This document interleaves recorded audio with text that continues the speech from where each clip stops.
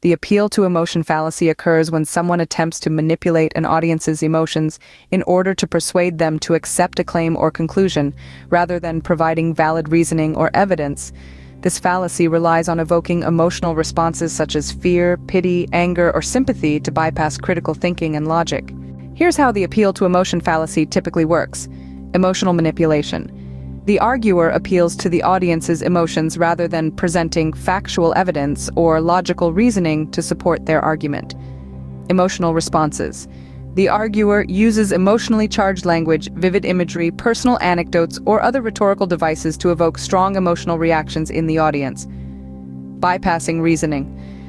By appealing to emotions, the arguer seeks to bypass critical thinking and rational evaluation of the argument, making it more difficult for the audience to objectively assess the validity of the claim.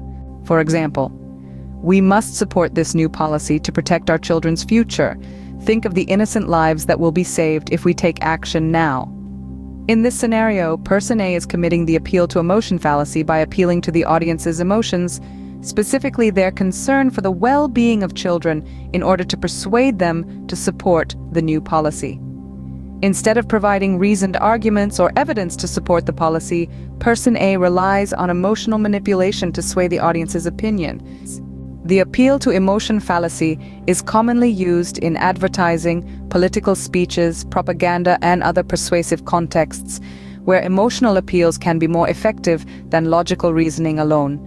While emotions can play a legitimate role in decision-making and persuasion, it's important to critically evaluate arguments based on their factual accuracy, logical consistency, and evidence, rather than being swayed solely by emotional appeals.